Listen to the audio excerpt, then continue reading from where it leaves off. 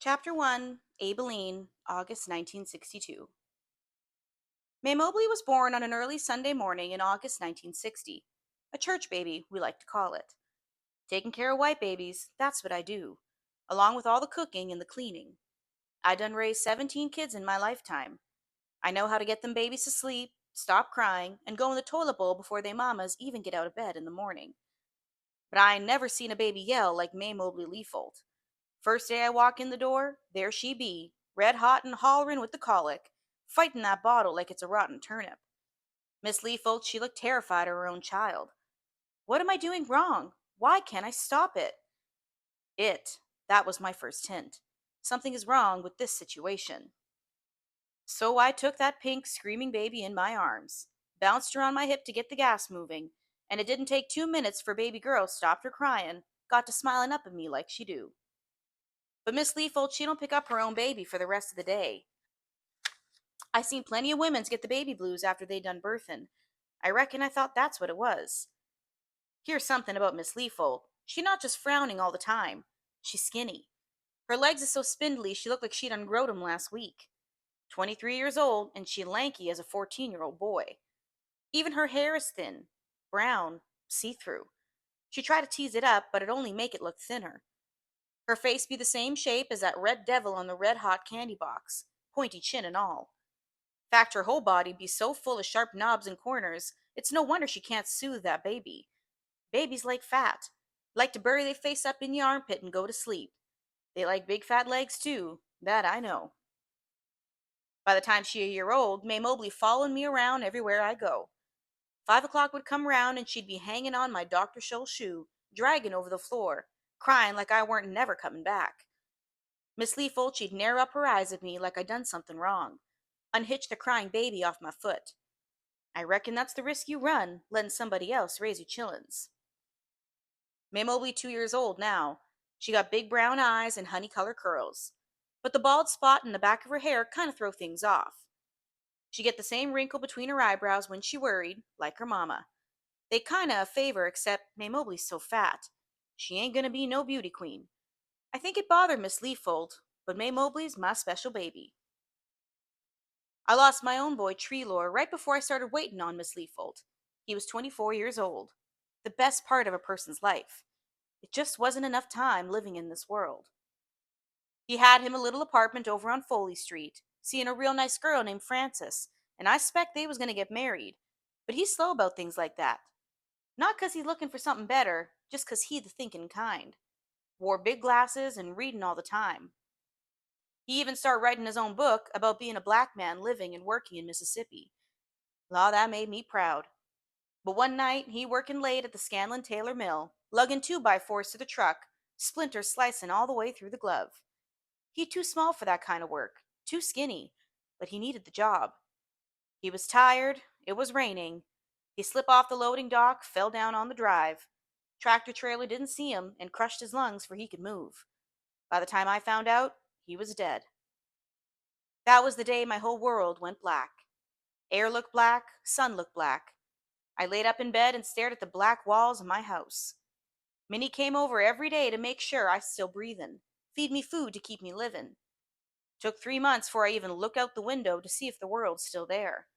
I was surprised to see the world didn't stop just 'cause my boy did. 5 months after the funeral, I lifted myself up out of bed. I put on my white uniform and put my little gold cross back around my neck, and I went to wait on Miss Leafold 'cause she just have her baby girl. But it weren't too long before I seen something in me had changed. A bitter seed was planted inside of me, and I just didn't feel so accepting anymore. Get the house straightened up and then go on and fix some of that chicken salad now, say Miss Leafold. It's Bridge Club Day, every fourth Wednesday of the month. Of course, I already got everything ready to go. Made the chicken salad this morning, ironed the tablecloths yesterday. Miss Leafold seen me at it too. She ain't but 23 years old, but she like hearing herself telling me what to do. She already got the blue dress on I ironed this morning, the one with the 65 pleats on the waist, so tiny I gotta squint through my glasses to iron. I don't hate much in life, but me and that dress is not on good terms. And you make sure May Mobley's not coming in on us now. I tell you, I am so burned up at her. Tore up my good stationery into 5,000 pieces. And I've got thank you notes to write for the Junior League. I arranged the this and the that for her lady friends, set out the good crystal, put the silver service out. Miss Leafle don't put up no dinky card table like the other ladies do. We set at the dining room table, put a cloth on top to cover the big L-shaped crack, move the red flower centerpiece to the sideboard to hide where the wood all scratched. Miss Leafle, she like it fancy when she do a luncheon. Maybe she trying to make up for her house being small. They ain't rich folk, that I know. Rich folk don't try so hard. I'm used to working for young couples, but I expect this is the smallest house I ever worked in. It's just the one story. Her and Mr. Leafolt's room in the back be a fair size, but baby girl's room be tiny. The dining room and the regular living room kinda join up. Only two bathrooms, which is a relief, 'cause I worked in houses where they was 5 or 6. Take a whole day just to clean toilets. Miss Leafa don't pay but 95 cents an hour, less than I've been paid in years. But after Treelor died, I took what I could. Landlord wasn't going to wait much longer. And even though it's small, Miss Leaf'll done the house up as nice as she can. She pretty good with the sewing machine. Anything she can't buy new of, she just get her some blue material and sew it a cover. The doorbell ring and I open it up. "Hey, Beline," Miss Skeeter say, 'cause she the kind that speak to the help. "How are you?" "Hey, Miss Skeeter, I'm all right. Law, it's hot out there." Miss Skeeter real tall and skinny. Her hair be yellow and cut short above the shoulders, 'cause she get the frizz year round. She 23 or so, same as Miss Leafold and the rest of 'em. She set her pocketbook on the chair, kind of itch around in her clothes a second. She wearing a white lace blouse buttoned up like a nun, flat shoes so I reckon she don't look any taller. Her blue skirt gaps open at the waist. Miss Skeeter always looked like somebody else told her what to wear. I hear Miss Hilly and her mama, Miss Walter, pull up the driveway and toot the horn. Miss Hilly don't live but 10 feet away, but she always drive over. I let her in and she go right on past me, and I figure it's a good time to get May Mobley up from her nap. As soon as I walk in the nursery, May Mobley smile at me, reach out her fat little arms. "You already up, baby girl? Why you didn't holler for me?" She laugh, dance a happy little jig, waiting on me to get her out. I give her a good hug. I reckon she don't get too many good hugs like this after I go home. Every so often, I come to work and find her bawling in her crib, Miss Leafold busy on the sewing machine, rolling her eyes like it's a stray cat stuck in the screen door. You see, Miss Leafold, she dress up nice every day. Always got her makeup on, got a carport, a double-door Frigidaire with the built-in icebox. You see her in the Jitney 14 grocery, you never think she go and leave her baby crying in the crib like that. But the help always know. Today is a good day, though. That girl just grins. I say, "Abeline," and she say, "Abby." I say, "Love," and she say, "Love."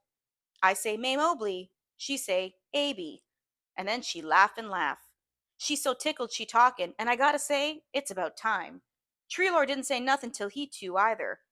But by the time he in 3rd grade, though, he get to talkin' better than a president of the United States, comin' home using words like conjugation and parliamentary. He get in junior high, and we play this game where I give him a real simple word, and he gotta come up with a fancy one like it. I say house cat, he say domesticized feline. I say mixer, and he say motorized rotunda. One day I say Crisco. He scratch his head. He just can't believe I done won the game with something as simple as Crisco. It came to be a secret joke with us, meaning something you can't dress up no matter how hard you try.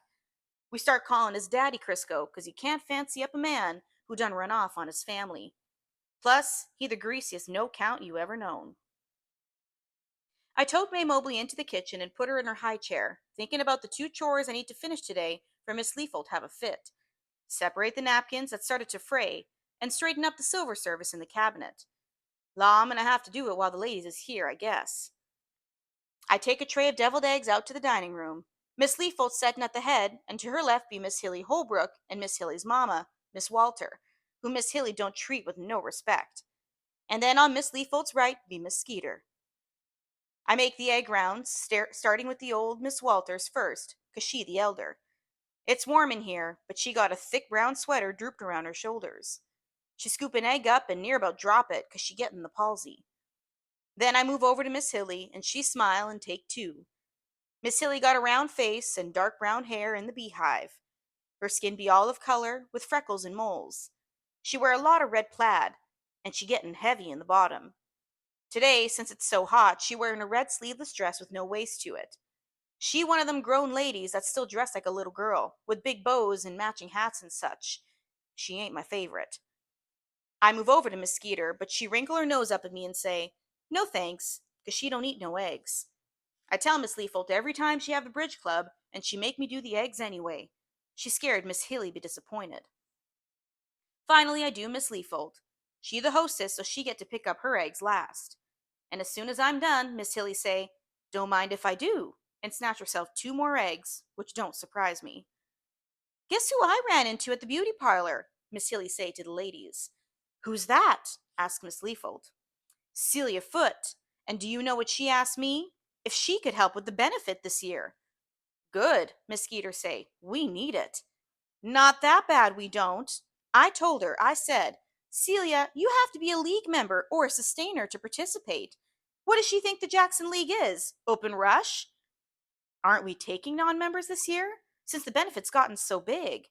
Miss Skeeter asks. "Well, yes," Miss Hilly say, "but I wasn't about to tell her that." "I can't believe Johnny married a girl so tacky like she is," Miss Leafold say, and Miss Hilly nod. She start dealing out the bridge cards. I spoon out the congealed salad and the ham sandwiches. Can't help but listen to the chatter. Only 3 things them ladies talk about: they kids, they clothes, and they friends. I hear the word Kennedy, and I know they ain't discussing no politics. They talking about what Miss Jackie done wore on the TV. When I get around to Miss Walter, she don't take but one little old half a sandwich for herself. "Mama," Miss Hilly yell at Miss Walter, "take another sandwich. You are as skinny as a telephone pole." Miss Hilly look over at the rest of the table. I keep telling her if that Minnie can't cook, then she just needs to go on and fire her. My ears perk up at this. They talking about the help, and I'm best friends with Minnie. "Minnie cooks fine," says old Miss Walter. "I'm just not so hungry like I used to be." Minnie near about the best cook in Hinds County, maybe even all of Mississippi. The Junior League benefit come around every fall, and they be wanting her to make 10 caramel cakes to auction off. She ought to be the most sought after help in the state. Problem is, Minnie got a mouth on her. She always talking back. One day it be the white manager at the Jitney Jungle Grocery, next day it be her husband, and every day it's going to be the white lady she waiting on. The only reason she waiting on Miss Walters so long is Miss Walters be deaf as a doorknob. "I think you're malnutrition, Mama," holler Miss Hilly. "That Minnie isn't feeding you so that she can steal every last heirloom I have left." Miss Hilly huff out of her chair. "I'm going to the powder room. Y'all watch her in case she collapses dead of hunger." When Miss Hilly gone, Miss Walters say real low, "I bet you'd love that." Everybody act like they didn't hear. I better call Minnie tonight and tell her what Miss Hilly said. In the kitchen, baby girl's up in her high chair, got purple juice all over her face. Soon as I walk in, she smile. She don't make no fuss being in here by herself, but I hate to leave her too long. I know she stare at that door real quiet till I come back. I pat her little soft head and go back out to pour the iced tea. Miss Hilly's back in her chair looking all bowed up about something else now. "Oh, Hilly, I wish you'd use the guest bathroom," says Miss Leafold, rearranging her cards. "Aibileen doesn't clean in the back until after lunch." Hilly raises her chin up. Then she gives her one of her ahems. She got this way of clearing her throat real delicate like that gets everybody's attention without they even knowing she made 'em do it. "But the guest bathroom's where the help goes," Miss Hilly says. Nobody says anything for a second. Then Miss Walters nods like she's explaining it all. She's upset 'cause the maid uses the inside bathroom, and so do we. La, not this mess again. They all look over at me straightening the silver drawer in the sideboard, and I know it's time for me to leave. But before I can get that last spoon in there, Miss Leaf will give me a look and say, "Go get some more tea, Aibileen." I go like she tell me to, even though they cups is full to the rim. I stand around the kitchen a minute, but I ain't got nothing left to do in there. I need to be in the dining room so I can finish my silver straightening. And I still got the napkin cabinet to sort through today, but it's in the hall, right outside where they settin'. I don't want to stay late just 'cause Miss Leaf'll playin' cards.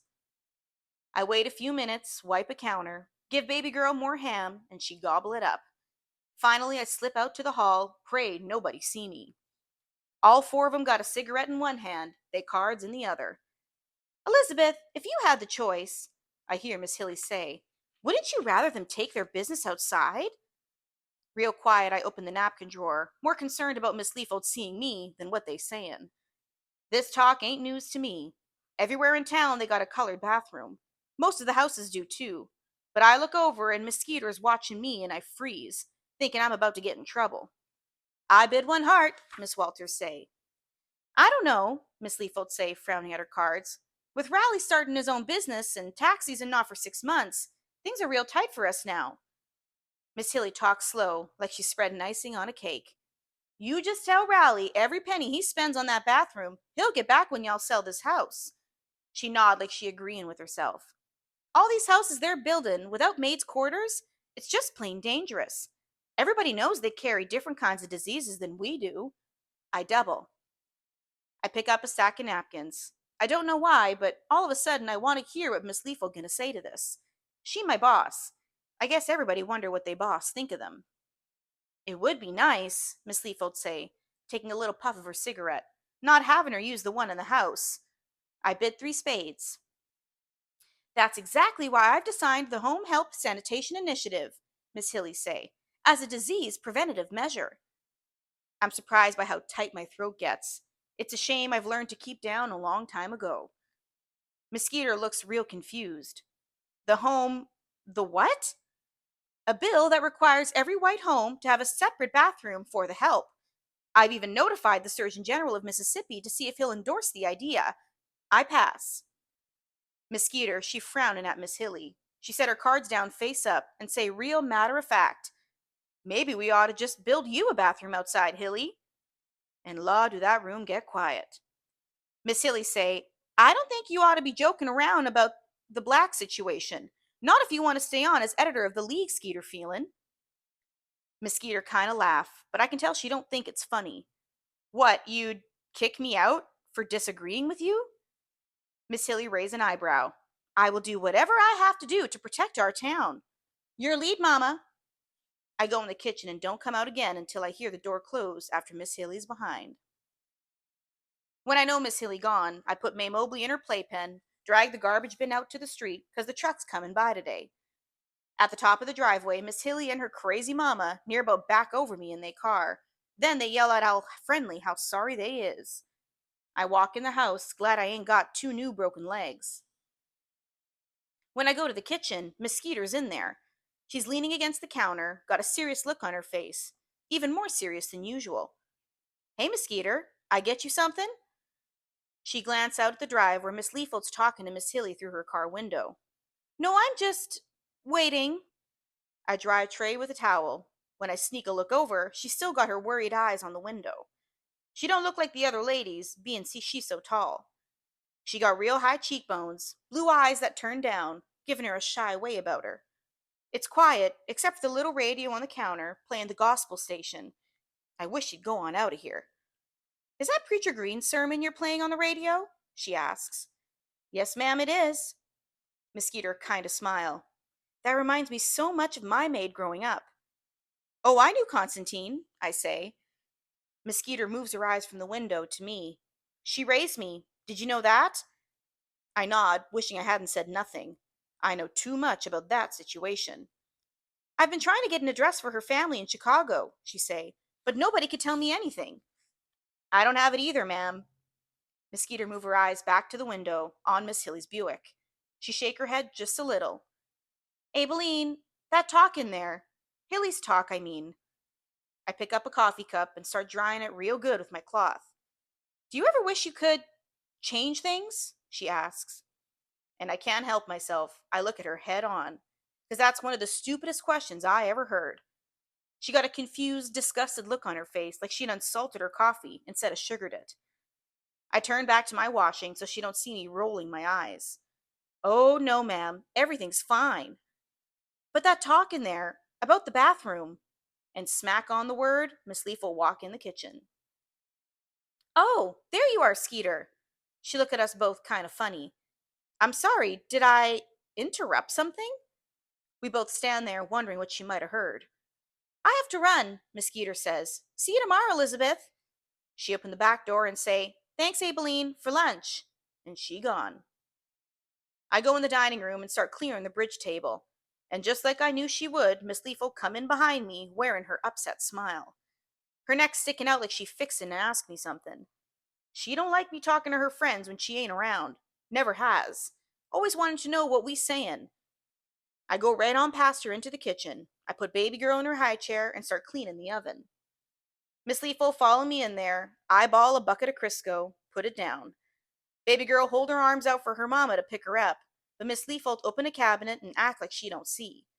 Then she slam it close, open another one. Finally, she just stands there. I'm down on my hands and knees. Pretty soon my head's so far into that oven, I look like I'm trying to gas myself.